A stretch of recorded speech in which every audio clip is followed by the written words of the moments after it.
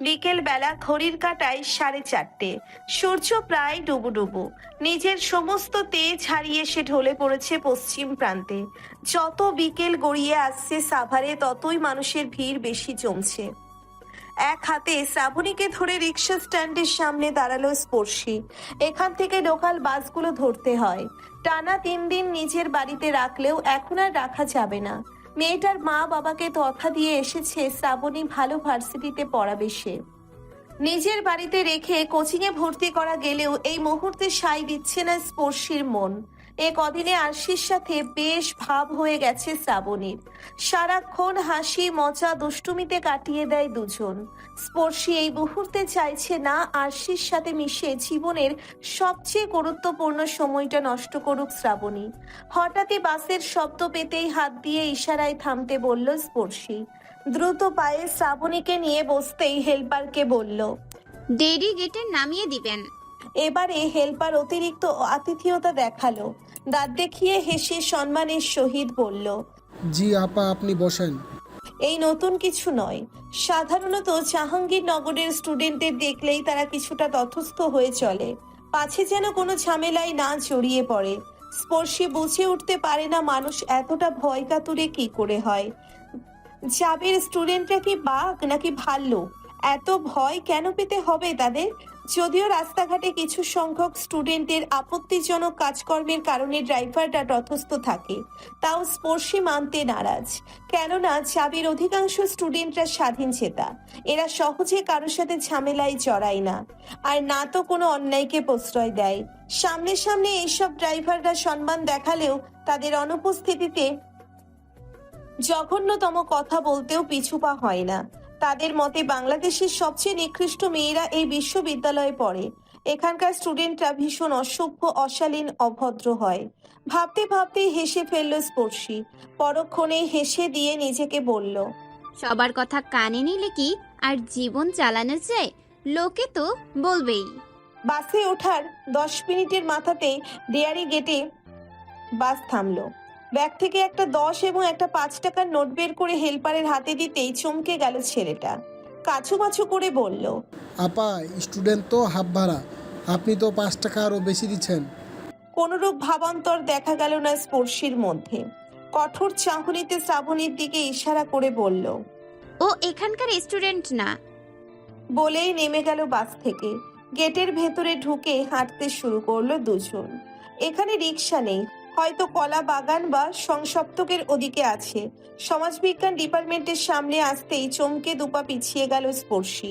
আর একটু হলেই ধাক্কা লাগতো সামনে দণ্ডায়মান বিশাল আকৃতির পুরুষালী বুকের সাথে। খুব বেশি ভুল না হলে ছেলেটা ইচ্ছে করেই ধাক্কা লাগাতে চেয়েছে তার সাথে। মুখের দিকে তাকাতেই দাঁতে দাঁত চেপে ধরল স্পর্শী। তার সন্দেহ মোটেও ভুল নয়। পিয়াসকে দেখতেই পাশ কাটিয়ে চলে যেতে লাগলো। কোথায় ছিলে এতদিন? টিকিটাও তো খুঁজে পাইনি। 3 দিন গিয়েছিলাম তোমার বাড়ির সামনে, সেখানেও পাইনি। ভেবেছি আরশিকে জিজ্ঞেস করব, কিন্তু তোমার এই বাচ্চা বোন তো আমাকে দেখলেই দৌড়ে পালায়। একটু থেমে তবে যাই বলো, আমার শালিটাও কিন্তু অনেক কিউট। থমকে দাঁড়িয়ে পড়ল স্পর্শী। শ্রাবণীর হাত ছেড়ে দ্রুত পায়ে চলে এলো পিয়াসার সামনে। তার পাশেই পিয়াসের ডিপার্টমেন্টের আরো 3টে ফ্রেন্ড আছে। তোয়াক্কা করল না স্পর্শী। তেজি চোখে তাকালো পিয়াসের দিকে। রাগের তীব্রতা নিয়ে বলল, তোর চোখ দুটো তুলে নিব আমি। আমার বোনের দিকে নজর পড়েছে এখন। আশেপাশে হাঁটতে থাকা কিছু সংখ্যক স্টুডেন্ট কৌতূহলী দৃষ্টিতে তাকালো তাদের দিকে। স্পর্শী নিজের রাগ কন্ট্রোল করার চেষ্টা করে দাঁতে দাঁত চেপে বলল, খবরদার আমাকে রাগানোর চেষ্টা করবি না। তোকে আমি লাস্টবারের মতো সাবধান করছি পিয়াস। আমার বোন তো দূর, আমার আশেপাশেও যেন আর তোকে ঘেঁষতে না দেখি। স্পর্শীর রাগী কথাগুলো যেন আরো জেদ বাড়িয়ে দিল পিয়াসের মধ্যে।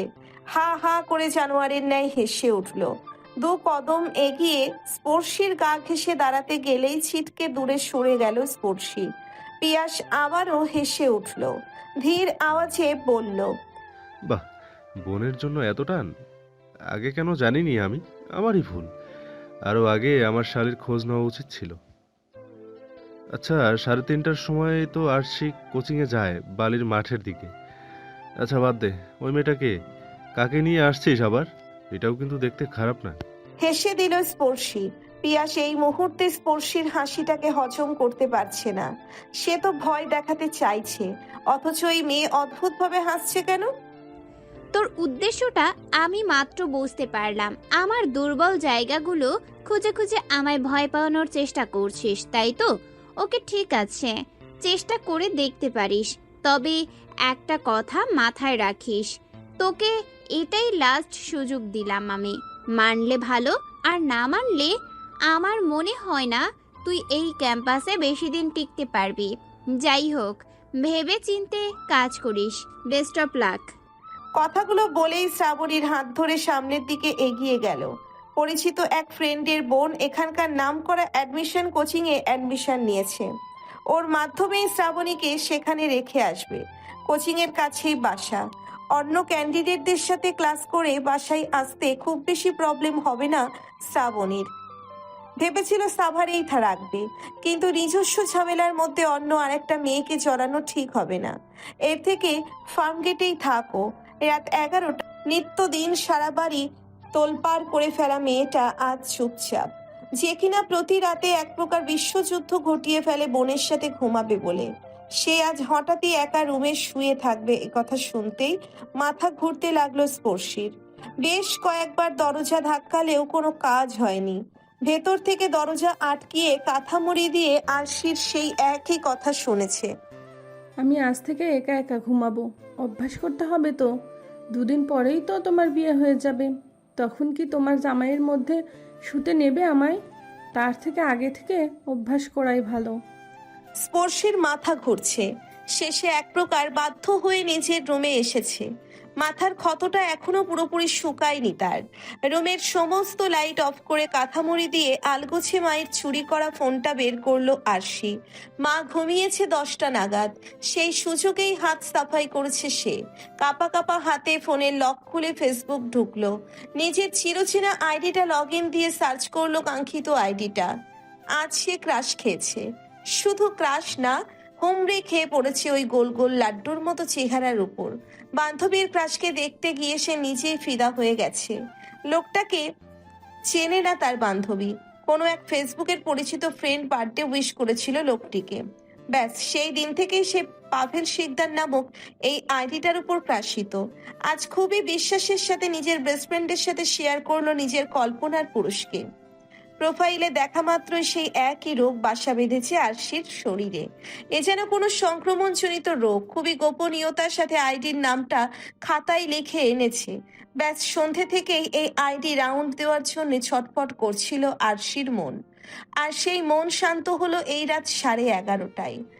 সার্চ অপশনে পাভেল শিকদার নামে আইডিটা ভেসে উঠতেই শ্বাস প্রশ্বাসের গতি আরো তীব্র হলো। হৃৎপিণ্ড উদাম গতিতে দামামা বাজিয়ে চলছে।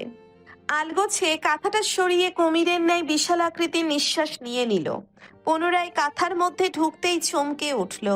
মন বারবার বলছে কেউ একজন তাকিয়ে আছে তার দিকে। ফোনের স্ক্রিন অফ করে উঠে দাঁড়ালো বিছানায়। দেওয়াল হাতড়ে লাইট জ্বালিয়ে নিল। উকি মেরে দরজা, খাটের নিচ, আলমারির পেছন সব দেখে নিল। না, কেউ নেই। আবারও লাইট অফ করে চলে এলো কাঁথার মধ্যে। ফোনের ব্রাইটনেস পুরোপুরি কমিয়ে নাইট সেইন্ট অন করে দিল। বুকের মধ্যে হাত চেপে ধরে মেসেজের উপর ক্লিক করলো। জীবনের পুরোপুরি সাহস উত্তেজনা নিয়ে গুটি গুটি অক্ষরে লিখলো। আপনি কি ফ্রি আছেন? সাথে সাথেই নেট অফ করে দিল। কেমন এক ভয় কাজ করছে মনের মধ্যে। কোনোভাবে আপু বা মায়ের কানে যদি এই কথাগুলো যায়, না না, সেটা কিভাবে যাবে? কোথাকার এক ছেলেকে মেসেজ দিয়েছে সে, এটা জানা কোনোভাবেই সম্ভব নয়। মুহূর্তেই আবার রিপ্লাই এসেছে কিনা দেখতে ওয়াইফাই অন করলো। মেসেঞ্জারে ঢুকতেই হতাশ হলো, কোনো রিপ্লাই আসেনি। মেসেজ পড়তেই পুনরায় জিভ কাটলো। ইস, আরশি সত্যিই একটা গর্ধব। তার উচিত ছিল সুন্দর করে একটা সালাম দেওয়া। ছেলেদের পটাতে হলে তো আগে ভদ্র হতে হবে। যেমন ভাবনা তেমন কাজ। আবারও ছোট ছোট হাতে লিখলো, আসসালামু আলাইকুম। নিশিরাত। দূর থেকে শহরের বুকে কুকুরের অভিশপ্ত ডাকে বারংবার শিউরে উঠছে দেহ। জানালার এক কোণে বাতাসের গতিবেগ এসে শব্দ করছে আরো ভয়ঙ্কর ভাবে। মনে হচ্ছে জানালার বাইরে কোনো অতৃপ্ত আত্মা দাঁড়িয়ে আছে তার অপেক্ষায়। কাজ খুলতে চাইছে ক্রমশ। চমকে কাঁথার বাইরে বের হলো আরশি। গা ঘেমে নিয়ে একাকার হয়ে গেছে। কাঁথার উপর ফোন ফেলে অন্ধকারের মধ্যেই বোর্ড হাতড়ে ফ্যান চালালো। বিছানার মাঝখানের উপর হয়ে ব্যাঙের মতো বসে চিরিয়ে নিল আরো কিছুক্ষণ। তারপর কাঁথার ভাঁজে পড়ে থাকা ফোন হাতে নিয়ে আবারও চেক করলো মেসেজ। না, কোনো রকম রিপ্লাই আসেনি ওপাশের ব্যক্তির থেকে। বিরক্তিতে নাকমুখ কুঁচকে এলো তার। এ কেমন মানুষ? একটা মেয়ে সেই থেকে মেসেজ দিচ্ছে অথচ রিপ্লাই তো দূর সিলও করেনি। এত অহংকার মোটেও পতনের মূল। এত অহংকার মোটেও ভালো না। আরশি বয়ে পড়েছে অহংকার পতনের মূল। নিশ্চয়ই এই ব্যাটারও পতন হবে কোনোদিন। এত ইগো অ্যাটিটিউড ধুলোয় গড়াগড়ি খাবে সেদিন আরশি দেখবে তার ইগনোর করবে। আচ্ছা, এমন কি হতে পারে না কোনো একদিন এই লোক আরশির সাথে কথা বলার জন্য ছটফট করে কুমড়ে মরবে? তার একটুখানি রিপ্লাই পাওয়ার জন্য রাতের পর রাত মোবাইলের স্ক্রিনে তাকিয়ে থাকবে, কাঁদবে। মুহূর্তেই নাকচ করলো না মানা। না না ধ্বনিতে প্রতিদ্বন্দ্বিতা করে বলল, না, কাঁদবে না। কাঁদাটা মোটেও স্মার্টনেসের মধ্যে পড়ে না। এই লোক আশির জন্য কাঁদবে না, কিন্তু ভীষণ কষ্ট পাবে। কিন্তু কিভাবে? এই লোক না আরশিকে চেনে আর না তো আরশি এই লোককে চেনে। কি এমন বাধা পড়বে আরশির জন্য কষ্ট করার? আচ্ছা, এমনটা হতে পারে না যে ভুল করে এই পাভেল শিকদার নিজের ফোনে রিচার্জ করতে গিয়ে নাম্বার ভুল করে আরশির ফোনে দিয়ে দিল? হ্যাঁ হ্যাঁ, হতেই পারে এমনটা। খুব মোটা অঙ্কে রিচার্জ করবে এই লোকটা, এই যেমন 500-1000। তখন তো নিশ্চয়ই টাকা ব্যাগ থেকে নেওয়ার জন্য তাকে ফোন দিবে, অনেক অনুরোধ করবে। না, কিন্তু না, আরশি এই লোকের ফোন মোটেও ধরবে না। কথা বলা তো দূর, কেন ধরবে? এই লোক কি তাকে রিপ্লাই দিয়েছে? দেয়নি। দেয়নি তো তাহলে সে কেন সাড়া দিবে তার কথায়? দিবে না, মোটেও সাড়া দিবে না। ভাবতে ভাবতেই মুখ চেপে ধরে হেসে ফেললো আরশি। তার তো নিজস্ব কোনো সিমই নেই। মোবাইলই তো মায়ের, সেখানে সিম রাখা তো বিলাসিতা। আর যেখানে উৎসাহ নেই সেখানে এত কিছু কল্পনা করা একদম কাঁঠাল গাছে পেয়ারা ফলানোর মতো। লাস্টবারের মতো মেসেজ এসেছে কিনা চেক করে মোবাইল হাতে ত্রস্ত পায়ে বিছানা থেকে নামলো। দরজা খুলে পা চেপে চেপে মায়ের রুমের সামনে এলো। ভেড়ানো দরজা আলতো হাতে খুলে ধকপুক হৃদয় নিয়ে সামনে এগিয়ে গেল। এই ফোন মায়ের পাশে রাখার পর যদি ভুল করে হাত এসে পড়ে ফোনের উপর, তাহলেই তো মা ঝেঁকে যাবে। দ্রুত ফ্লোরের উপর বসলো। ফোনটাকে উল্টে পাল্টে ঠান্ডা ফ্লোরে রুটির মতো ভাজলো কিছুক্ষণ, কিন্তু ফলাফল শূন্য। ফ্লোরটাও বেইমানি করছে তার সাথে। পাশের ফ্রিজের উপর হাত রেখে ঠান্ডা করে তারপর ফোন চেপে ধরেছে। এ যেন জ্বরাক্রান্ত ফোনকে জলপট্টি দিচ্ছে।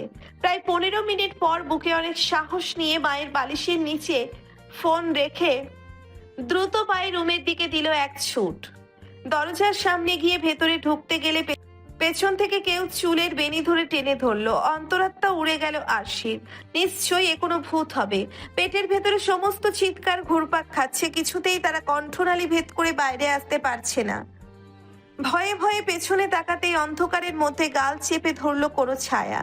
টেনে রুমের মধ্যে এনে লাইট জ্বালাতেই আরো ভয় পেয়ে গেল আরশি। স্পর্শী রাগী অবয়বে এখনো তার গাল চেপে ধরে আছে। ঝাঁঝালো স্বরে বলল, এই জন্য আজ আমার সাথে ঘুমাসনি, ফোনে ধরেছে তোকে, তোর ফোন ছুটাচ্ছি আমি। ঠোঁটে কেঁদে দিল আরশি, নাক টেনে বলল, তোর পায়ে পড়ি আপু, আম্মুকে বলিস না প্লিজ, আর এমন করব না। ধমক মারল স্পর্শী, বলল, এই একদম চাচাবি না, জিপ টেনে ছিঁড়ে ফেলবো। মায়ের যেন ঘুম ভাঙে না, চুপচাপ ঘুমাতে যা, সকালে উঠে তারপর তোকে দেখাচ্ছি। এ যেন বাঘের হাত থেকে ছাড়া পেয়েছে আরশি। কোনো মতে স্পর্শী বেরোতেই ভেতর থেকে দরজা আটকে দিল। তারপর চেঁচানো স্বরে দরজার ওপাশ থেকে বলল, হ্যাঁ টিপসি ফোন। আমি একা করছি নাকি? তুইও তো এতক্ষণ ফোন টিপছিস। এখন চার্জ শেষ তাই বাইরে বার হয়েছিস। আমি কিছু বুঝি না নাকি? তোকে ফোন কিনে দিছে, এখন সারা রাত দিন তুই চালাস। আমাকে তো ফোন দেয় নাই, একটু মাঝে মধ্যে চুরি করে চালাই, তাতেও তোর এত জ্বালা কেন? আমার কি কোনো অধিকার নাই নাকি? দরজার উপর হুকুম করে ধাক্কা মারল স্পর্শী। চিবিয়ে চিবিয়ে বলল, তোর সাহস থাকলে দরজা খুলে কথাগুলো বল, অসভ্যের বাচ্চা। আর একটা কথাও যেন আমি না শুনি, তাহলে কিন্তু দরজা ভেঙে এসে পেটাবো। এই যাত্রায় থেমে গেল আরশি। ফ্যান ছেড়ে কাঁথামুড়ি দিয়ে গুনগুনিয়ে কাঁদতে লাগলো ফোনের দুঃখে। তার কি কোনো অধিকার নেই? বড় বোন পাবে অথচ সে পাবে না কেন? কেন এই বৈষম্য? পরপর দরজার উপর দড়াম করে শব্দ হচ্ছে, সাথে সাথে শাসনের সুরে কেউ বলছে, এই আরশি, ওঠ। 7:30 তো বেজে গেল, তাড়াতাড়ি ওঠ, আমাকে যেতে হবে। গেট আটকে দে। বিরক্তির সাথে চোখ দুটো খুলল। এতে শান্তির ঘুম ভাঙাচ্ছে দেখে এক প্রকার কান্না চলে এলো। মুখ ভেঙে বলল, উফ আম্মু, তুমি এত জ্বালাও কেন আমাকে? প্রতিদিন সকালবেলা কি এমন হয় তোমার? ভাল লাগে না। বলতে বলতেই খাট থেকে নামলো। রুমের জানালা খুলতে এক ফালি তেজস্বী আলো এসে আক্রমণ করলো সারা মুখে। বিরক্তিতে আবারও মুখ কুঁচকে এলো। থমথম করতে করতে দরজা খুললো। আর একটু সামলে যেতেই দেখলো মা এখনো খুন্তি নাড়ছে। মাথা বিগড়ে গেল একেবারে। রাগ নিয়ে বললেন, তোমার তো এখনো রান্নাই হয়নি, অথচ আমাকে এত ডাকাডাকি করছিলে কেন? প্রতিদিন যাওয়া 1-1.5 ঘন্টার আগে থেকে সাইরেন বাজাতে শুরু করো, ভাল লাগে না। আলতো হাসলেন পিপাসা। আর সে ঘুম ঘুম চোখে নাকমুখ কুঁচকে হাঁটতে হাঁটতে আবারও রুমের সামনে গেল। গত রাতের কথা মনে হতেই কাত হয়ে স্পর্শীর রুমের দিকে চাইলো। পুরো রুম ফাঁকা। 2 পা হেঁটে মায়ের কাছে গিয়ে জিজ্ঞেস করলো, আম্মু, আপু কোথায়? পিপাসা ব্যস্ত হাতে রান্নায় মন দিতে দিতেই বলল, টিউশনিতে গেছে। ও, বলেই মায়ের রুমের দিকে এগিয়ে গেল। চার্জে থাকা ফোনটাকে হাতে ধরে মায়ের উদ্দেশ্যে বলল, আমার আজকে কোচিং হবে কি না আলোকে জিজ্ঞেস করে দেখি। 5 মিনিটেই আবার চার্জে লাগাচ্ছি মোবাইল।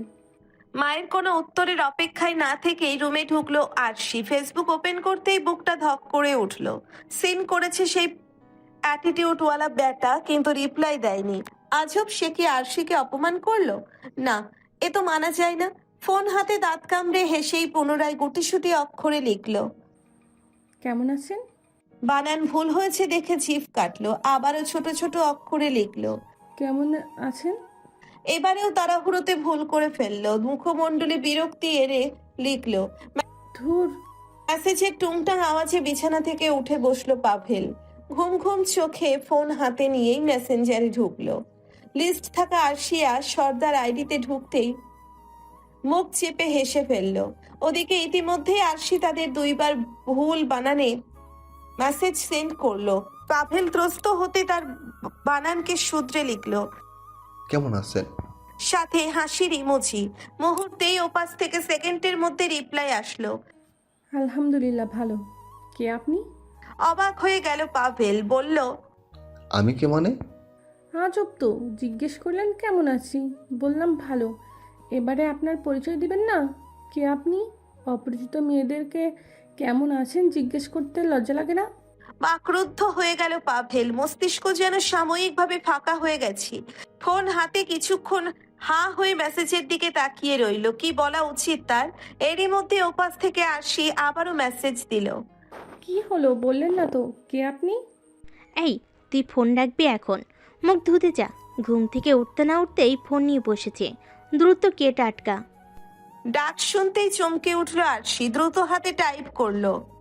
এই শুনুন, আমি আপনার সাথে পরে কথা বলবো, এখন মা ডাকছে। Okay bye. পাভেল ভ্রুকুচকে তাকিয়ে রইল মেসেজের দিকে। আশ্চর্য, এই মেয়েকে মেসেজ দিতে কে বলেছে আর যেতে বা কে বলেছে? তার ছেলে কথাকার। টানা 3 বার গেটে ধাক্কা দেওয়ার পর ঢুলতে ঢুলতে গেট খুললো আরশি। স্পর্শী ধাক্কা মেরে সরিয়ে দিয়ে বলল, হুশ থাকে কোথায়? কোন রাজ্যে ছিলি? কতক্ষণ ধরে গেট ধাক্কাচ্ছি, তুই জানিস না এখন আমি ক্যাম্পাসে যাব? কোনো সাড়া দিল না আরশি। চুপটি করে বোনের পেছন পেছন রুমে ঢুকলো। স্পর্শী বই বের করে ব্যাগের ভেতর ঢুকাচ্ছে। তারপর ত্রস্ত পায়ে রান্নাঘরে ঢুকে খাবার বেড়ে খেতেও লাগলো। বেশ কিছুক্ষণ এপাশ ওপাশ তাকিয়ে আরশি বলল, আপু, তোমার টিউশনি করিয়ে আবার ক্লাস করতে কষ্ট হয় না? সেই সকালে বের হও, দুজনকে পড়িয়ে ভার্সিটিতে যাও, আবার বিকেল থেকে রাত 8টা পর্যন্ত 4 জনকে পড়াও, এরপর আবার নিজের পড়া। কষ্ট হয় না তোমার? আরশির দিকে এক ঝলক তাকিয়ে আবারও খাওয়ায় মনোযোগ দিল। মুখের খাবারটুকু শেষ করে অত্যন্ত ধীর বলল, কলেজে যাবি না? না, 3টার সময় কোচিং আছে, ওখানেই যাব শুধু। অত্যন্ত ধীরে বলল। আরশি আনমনে বলল। মুহূর্তেই চট করে তার দিকে তাকালো স্পর্শী। আরশির কোচিং পর্যন্ত খোঁজ নিয়ে বলেছে পিয়াসা। ব্যাপারটা মোটেও অবহেলা করা যাবে না। পরবর্তী লোকমা মুখ নিতে নিতে বলল, এই ছেলেটা কি কখনো তোকে ডিস্টার্ব করেছে? পিয়াসের ছবি দেখিয়ে আরশি ছবির উপর হুমড়ি খেয়ে দেখলো, তারপর বলল। না তো, কেন? কখনো দেখি শুনি রাস্তায়? স্পর্শী আবারও বলল। আরশি ঠোঁট উল্টে বলল। না, কিন্তু কেন? শান্ত হয়ে নিঃশ্বাস নিল স্পর্শী। তার মানে তার ধারণাই ঠিক। আরশির ব্যাপারে কারো থেকে খোঁজ নিলেও তাকে কখনো সরাসরি কোনো রকম ডিস্টার্ব করেনি। মুখ কেতি সিরিয়াস বানিয়ে আরশির দিকে চেয়ে বলল। কখনো যদি দেখিস এই ছেলে তোর পিছু নিয়েছে বা তোকে কাছে ডেকেছে, তৎক্ষণাৎ চিৎকার করে লোক জড়ো করবি আর সবাইকে বলবি ও তোকে ডিস্টার্ব করছিল। আর আশেপাশের লোকজন না থাকলে ছুটে বাড়ির দিকে অথবা যেখানে লোকজন বেশি থাকবে সেদিকে যাবি, মনে থাকে জানো। আর হ্যাঁ, বিকাল থেকে আমি তোকে কোচিংয়ে দিয়ে আসবো। অবাক হয়ে তাকিয়ে রইল। আরশি বলল। শুধুমাত্র ডাকলেই চেঁচাবো? কিন্তু কেন? লোকটা কি সন্ত্রাস? কিন্তু দেখে তো ভীষণ হ্যান্ডসাম মনে হচ্ছে। বিরক্ত হলো স্পর্শী, চেঁচিয়ে বলল। কিছু তোকে যা বলেছি সেটা মনে রাখবি। কোনটা ভালো আর কোনটা খারাপ সেটা তোর থেকে আমি ভালো বুঝি। একটা কথা মাথায় রাখবি, আমার মাথার উপর বাবার ছায়া নেই, আর না তো কোনো বড় ভাই আছে। এমন কেউ নেই যে আমাদের অগোছালো জীবনটাকে প্রোটেক্ট করার জন্য ছায়া হয়ে থাকবে। স্কুল থেকে সোজা বাড়ি আসবি, কোনো বন্ধু বান্ধবীদের সাথে যেন আড্ডা দিতে না দেখি।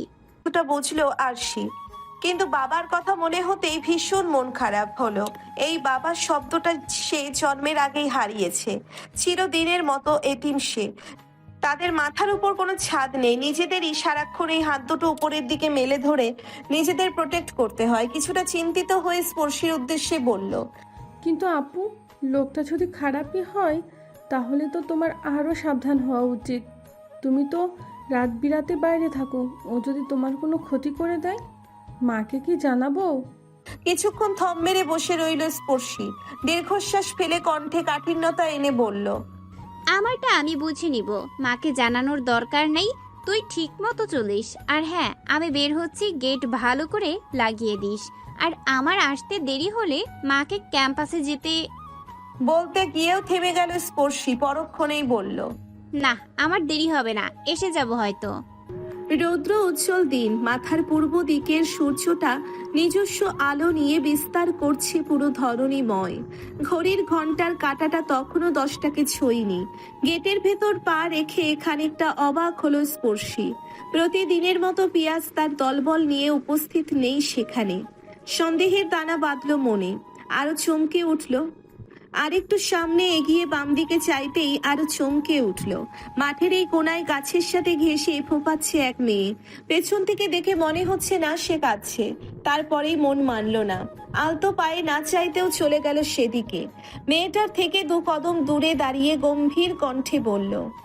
এই মেয়ে, কাঁদছো কেন তুমি? মুহূর্তেই চমকে উঠল সামনের মেয়েটি। নিচু মাথাটাকে খানিকটা উপরে তুলে দেখে নিল স্পর্শীকে। সাথে সাথে এই চেহারার মধ্যে ভীতিকর অস্বস্তি দেখা দিল। স্পর্শী চোখ বুলিয়ে দেখে নিল আর একবার। দেখেই মনে হচ্ছে তার থেকে জুনিয়র, হয়তো ফার্স্ট বা সেকেন্ড ইয়ারের হবে। চোখগুলো লাল হয়ে আছে। এখন না কাঁদলেও দেখেই বোঝাচ্ছে কিছুক্ষণ আগে কেঁদেছে, যার হেঁচকি এখনো থামেনি। মেয়েটাকে নীরব দেখে পুনরায় জিজ্ঞেস করলো। কেউ কিছু বলেছে আমাকে বলো। হঠাৎ এমন স্নিগ্ধ কণ্ঠস্বর শুনে হয়তো ভয় কমল তার। এমনিতেই ভার্সিটি লাইফের সিনিয়র মানেই এক আতঙ্কের নাম। সেখানে হুট করে এমন গম্ভীর কণ্ঠস্বর নিয়ে কথা বললে ভয় পেয়ে যাবে, এটাই তো স্বাভাবিক। কিছুটা নিচু হলো স্পর্শী। হাত বাড়িয়ে মেয়েটাকে তুলে আলতো হেসে বলল। ভয় পেও না, আমি 3rd ইয়ারের, তোমার সিনিয়রই হব। আমাকে নির্ভয়ে বলো, দেখি কোনো সাহায্য করতে পারি কিনা। মেয়েটা যেন সাহস পেল অনেকটা। ঢোক গিয়ে আশেপাশে চেয়ে আরেকটু কাছে গেল স্পর্শীর, যেন অন্যরা দেখে মনে করে সেই সিনিয়র আপুর পরিচিত। কিছুটা স্নিগ্ধ কণ্ঠে বলল। আপু, আমি 1st ইয়ারে। স্পর্শী ভ্রু কুঁচকে তাকালো। কিছুক্ষণ ভেবে বলল। কেউকে র‍্যাগ দিয়েছে? বলতেই সারা মুখে আবারও অন্ধকার বিরাজ করলো মেয়েটার। চোখ দুটো পুনরায় ছলছল করে উঠল, ভেঙে যাওয়া কণ্ঠে বলে উঠল, এক ভাইয়া আর তার দলবল আমাকে বাজেভাবে র‍্যাগ দিয়েছে। ওরা বলছে। কথা শেষ করার আগেই ফুঁসে উঠল স্পর্শী।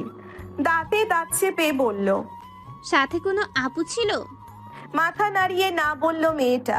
অবাক হয়ে গেল স্পর্শী। বলল, আশেপাশের কেউ কিছু বললো না? কোনো স্টুডেন্ট বাধা দেয়নি? আর কি বলেছে তোমায় ওরা? আমি আমাদের ডিপার্টমেন্টেই যাচ্ছিলাম, তখন হুট করে একটা বড় ভাই ডাক দিল। আমি ভীষণ ভয় পেয়ে গেছিলাম। ওনাদের সামনে দাঁড়াতেই ফুঁসে উঠে বলল, সালাম দাওনি কেন? সিনিয়র ভাইদের সালাম দিতে হয় জানো না? আমি তারপর সালামও দিয়েছি, কিন্তু তাও ওনারা থামেনি। আমার চশমা খুলে নিয়ে ভেঙে ফেলেছে। আমার নোটস খাতা নিয়ে বলল।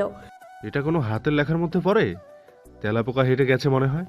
তারপর আমার পারিবারিক শিক্ষা নিয়েও অনেক অপমান করেছে। আমার নোটস ছিঁড়ে ফেলেছে। এখন বলছে আমাকে নাকি এখন থেকে 10 দিন ওনার অ্যাসাইনমেন্ট লিখে দিতে হবে।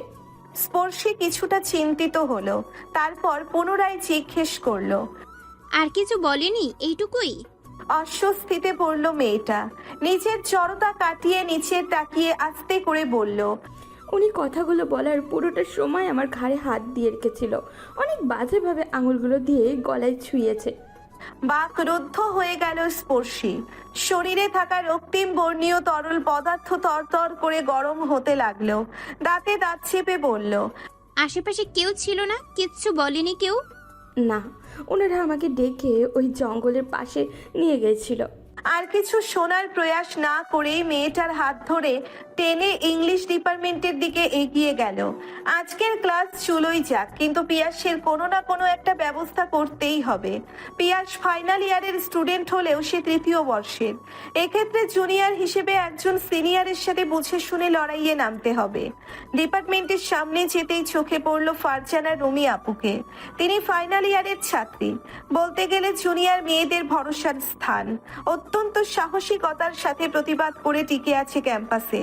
তাকে সকল ঘটনা বলতেই অবাক হয়ে গেল, কেননা বর্তমান ক্যাম্পাসের নিয়ম অনুসারে কোনো ছেলে জুনিয়র মেয়েদের র‍্যাগ দিতে পারবে না। র‍্যাগ দিতে হলে মেয়েরা মেয়েদের এবং ছেলেরা ছেলেদেরই দিতে পারবে, যেটা বর্তমান ভিসির আদেশ। কোনো রকম সময় নষ্ট না করে স্পর্শীকে সাথে করে মেয়েটাকে নিয়ে গেল উপর মহলে। দুপুর 12:30, মাথার উপর সূর্যটা প্রায় এসে পড়েছে। ল ডিপার্টমেন্টের সামনে রাস্তাটায় শ্রেয়সীর সাথে হাঁটছে স্পর্শী। এর মধ্যেই প্রবল বেগে নিজের বাইক থামালো পিয়াস। চমকে দুপা পেছনে দাঁড়িয়ে গেল দুজন। আর একটু হলেই চাকার নিচে পা পড়ে যেত স্পর্শীর। নিজের সমস্ত ক্ষোভ মেটানোর উদ্দেশ্যেই যে পিয়াস এমনটা করেছে সে বিষয়ে নিশ্চিত স্পর্শী। বাইক থেকে নেমে তার সামনে গিয়ে দাঁতে দাঁত চেপে রেগে পিয়াস বলল, তুই সব জায়গায় এমন মাতব্বরি করিস কেন? ওই, তোরে কিছু করছি আমি? তোরে ছুঁইছিলাম নাকি তোরে রেপ করছিলাম? তোর এত জলে কেন? আমার যা খুশি আমি তাই করব, তাতে তোর কি? তোর কত বড় সাহস, তুই আমার নামে কমপ্লেন করছিস? তোকে তো দেখে নেব আমি। তোর কি অবস্থা করি তুই শুধু দেখিস। জনমানব ভর্তি রাস্তার মধ্যে এমন লেইম ওয়ার্ড ইউজ করে স্পর্শীকে কেউ ধমকাচ্ছে ভাবতেই মাথা ফাঁকা হয়ে গেল। ক্ষেপে 2 কদম সামনে এগিয়ে ডান হাতের তর্জনী উঁচু করে চিৎকার করে বলল, এই পিয়াস, তুই আমাকে ভয় দেখাচ্ছিস? আমার ক্ষতি করবি? ব্যাপারটা ভীষণ হাস্যকর। ওকে ফাইন, চেষ্টা করে দেখিস। খোদার কসম, ফার্স্ট টাইম শুধু কমপ্লেন করে থেমেছি, কিন্তু সেকেন্ড টাইম তোর হাড় গুঁড়ো গুঁড়ো করে ছাড়বো। অসভ্যর বাচ্চা, কুত্তার মতো চরিত্র বানিয়েছিস। যেখানে যা দেখিস সেটাই দেখে চোখে দেখার স্বাদ ওঠে। তোর জন্য ভার্সিটির জুনিয়ররা শান্তিতে থাকতে পারে না। একটু চিন্তা করে দেখিস তো, ঠিক কতগুলো মেয়েকে এ পর্যন্ত জ্বালিয়েছিস তুই। ওরা যদি একত্র হয়ে একবার প্রতিবাদ করতে নামে না, তাহলে তোর এক টুকরো মাংস কেউ ভাগে পাবে না। সাবধান হয়ে যা। সিনিয়র তুই আমার। যেখানে আপনি করে সম্মান করবে সেখানে তোকে তুই ডাকতেও ঘেন্না লাগছে। একটু তো শুধরে যা। বাপ মায়ের শিক্ষার উপরে অন্তত আঙুল তোলাস না, চরিত্রহীন। থেমে শান্ত হয়ে বলল, এ ভাই শোন, একটু ভালো হ। যাদের ডিস্টার্ব করতেছিস তাদের কাছে একটু ক্ষমা টমা চেয়ে পড়ালেখায় মন দে। বলেই সেখান থেকে সামনে এগিয়ে গেল স্পর্শী। সেখান থেকে পিয়াস লালসার দৃষ্টিতে তাকালো তার দিকে, তারপর বিশ্রীভাবে হেসে উচ্চস্বরে বলল, ওকে ডার্লিং, লাস্ট আরেকবার খারাপ হই, পরে একসাথে ক্ষমা চেয়ে নেব। স্পর্শী শুনেও যেন শুনল না। আশেপাশের অনেকেই শুনেও তেমন রিয়্যাক্ট করলো না। এর চরিত্রের ব্যাপারে ডিপার্টমেন্টের কম বেশি সবারই জানা, করেও রুখতে পারেনি একে। তার ক্ষমতাধর ভাই সামলে নিয়েছে সবকিছু।